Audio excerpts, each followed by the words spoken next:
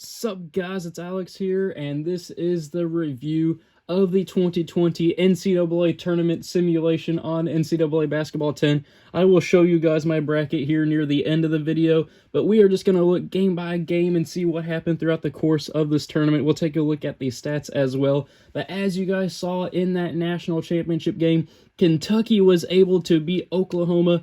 Though Austin Reeves for Oklahoma had a killer game, he ended up with 39 points. As you can see right there, he played the entire game, 15 of 24 shooting, 8 of 12 from deep, but it was just too much for Kentucky to overcome. They ended up winning 104-91.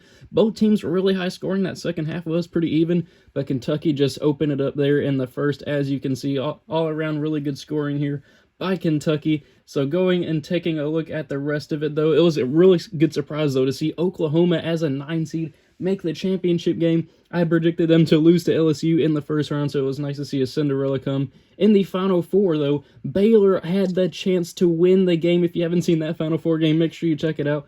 But they missed a shot at the buzzer to lose to Oklahoma.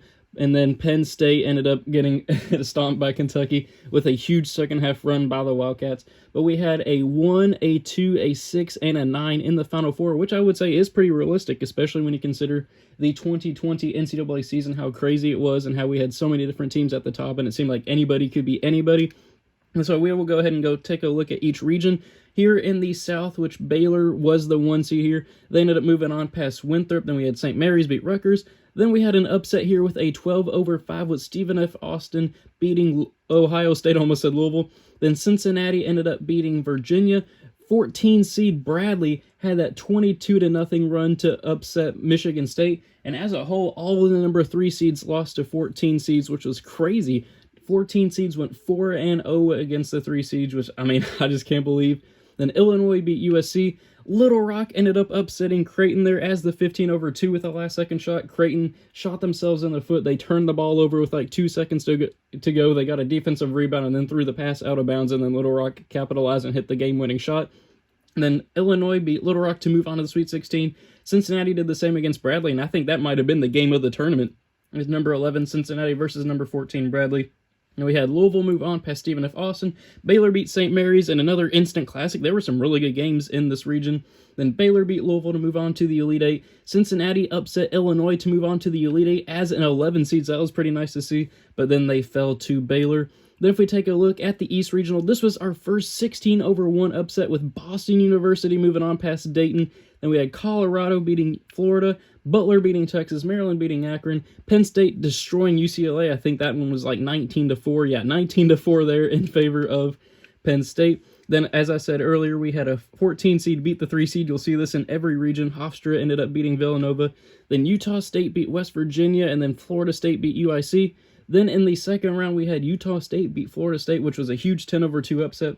Penn State then beat Hofstra. Maryland beat Butler in an overtime game. That one ended up being, like, the score was closer than the actual game itself. Maryland dominated pretty much. And then Colorado beat Boston University in a crazy game. Boston actually led that game for most of it, but then fell at the end. And then Colorado fell to Maryland in the Sweet 16. Penn State beat Utah State in a crazy overtime game. Penn State just absolutely murdered Utah State in the overtime period. And then we had a fantastic game in the Elite Eight between Maryland and Penn State. Penn State hit that shot with 1 second left, the layup to win by 1. There's Wolverine Talks. Shout out to him getting online there. But Penn State beat Maryland. That was just a crazy Elite Eight game. Then if we take a look at the Midwest Regional, we had Kansas beat Siena, Houston beat Marquette, Auburn beat Liberty, Wisconsin beat North Texas, then Iowa beat East Tennessee State. Belmont had that crazy game winner. It was from way downtown, a 3-pointer to upset Duke.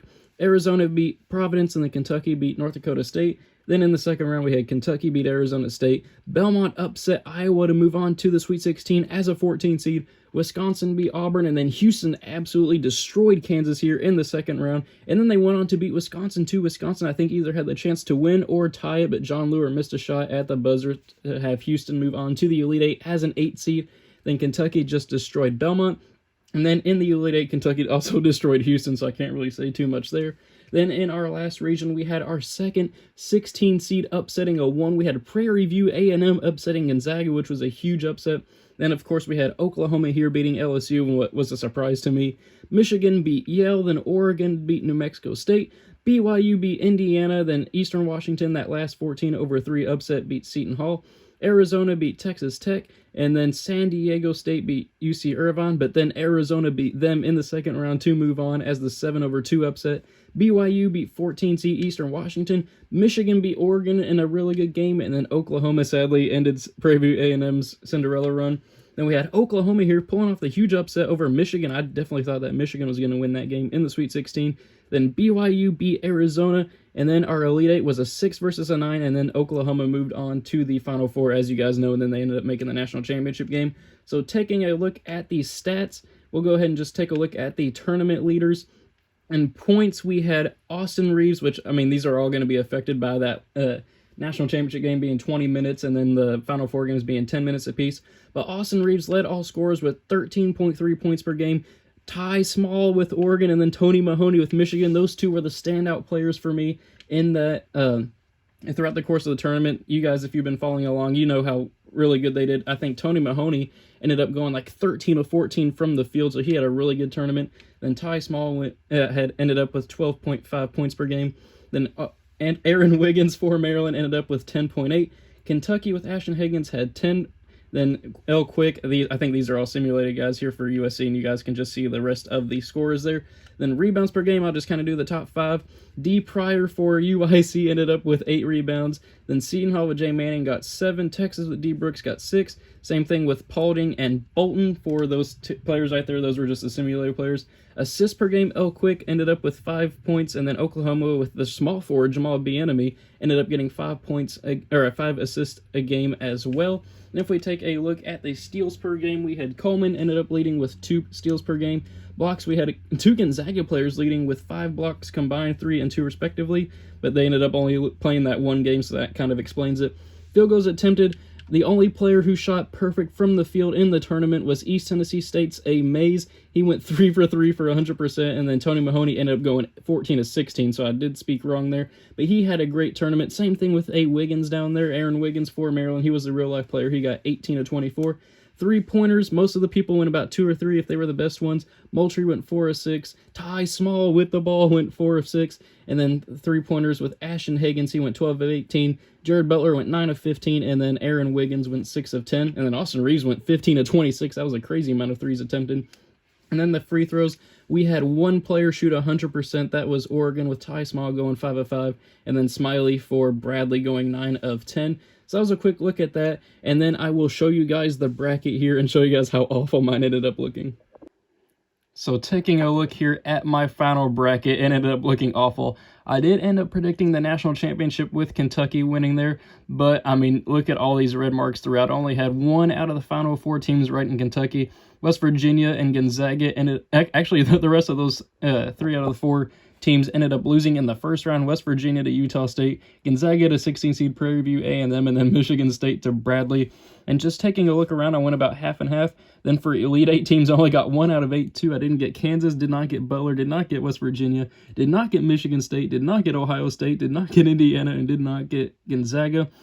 But then in the Sweet 16, I ended up with 5 right out of 16 too. So we had Wisconsin there, UK, and then Michigan, Arizona, and Baylor. It was just awful all around. I mean, look at this region over here where we only had 3 first-round matchups predicted correctly. Up here, the top left one, I mean, with Kentucky moving on to the Final Four, that was probably my best one. Then over here, it was just kind of the same story. I didn't get any teams moving on to the Elite 8 or Final Four, so it ended up not working out too well. I mean, these players were from 2009, 2010 up until the Elite 8, so I got to take that into effect. But either way, Kentucky ended up winning the national championship. I really hope you guys enjoyed the series. I had a lot of fun making it. It took a lot of time, though. It ended up probably taking, with all the roster changes and all the recordings, probably close to over like 25 hours just of content recording, and then all the work that went into it behind the scenes. So I really hope you guys enjoyed. Thank you so much for sticking with me throughout the course of this tournament. Ended up with over 100,000 views in total, which is pretty crazy. I really hope you guys enjoyed, or I hope you guys just, your bracket ended up going pretty good as well. Hopefully you had Kentucky winning it all,